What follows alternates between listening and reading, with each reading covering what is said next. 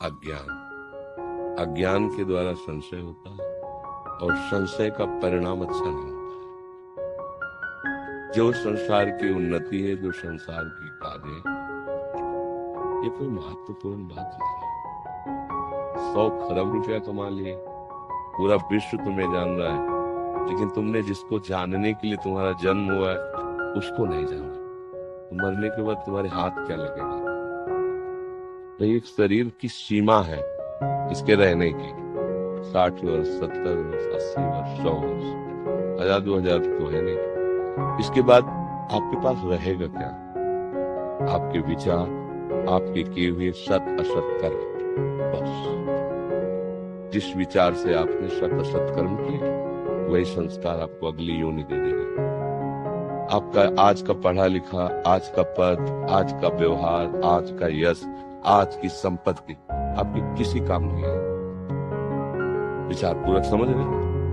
तो हमको थोड़ा विचार करना चाहिए कि जीवन का लाभ क्या है। अभी मतलब उस लाभ की तरफ हम देख नहीं पाए। जीवन का लाभ क्या है? सत्य क्या है? विश्राम कहाँ है? शांति किसे कहते हैं? सुख का स्वरूप क्या है? जब ये प्रश्न आपके अंदर खड़े होने लगे तब तो मार्ग खुले। अभी तो इन प्रश्नों का प्रादुर्भाव ही नहीं हुआ है। जिसे मुमुक्षुता कहते हैं, वहां तक पहुंचने के लिए मुमुक्षुता अनिवार्य है। मैं जानना चाहता हूं ये सब है क्या? कब तक? एक सामने केवल मानी संख्या मृत्यु, सब आपको शून्य नजर आए, सब अभी आपकी मृत्यु हो जाए, क्या पता? 100 वर्ष बाद हो, क्या पता? उसके बाद क्या होगा?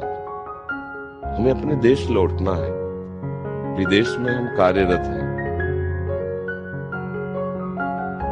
लेकिन सरकारी आदमी होकर के हम अपने देश के हैं, अपने सरकार के हैं।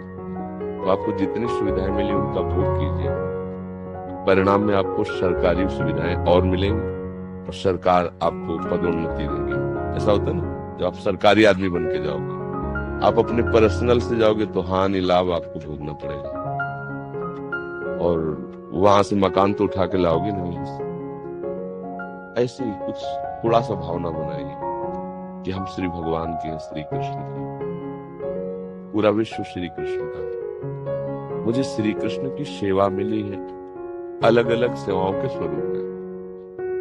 कोई व्यापार करता है, कोई नौकर, लेकिन है ना भगवान की सृष्टि में। अगर उस सेवा को भगवान का मान लो, हर समय नाम जप करते हो और ये विचार करो कि यहाँ की उन्नति का कोई महत्व नहीं। भले किसी पद पर पहुंच जाओ, आपको गर्व नहीं होगा, बढ़िया जीवन चलेगा। यहाँ की संपत्ति का कोई महत्व नहीं। संपत्ति सांसारिक भोग सामग्री देती है। भोग सामग्री इंद्रियों से भोगा जाता है।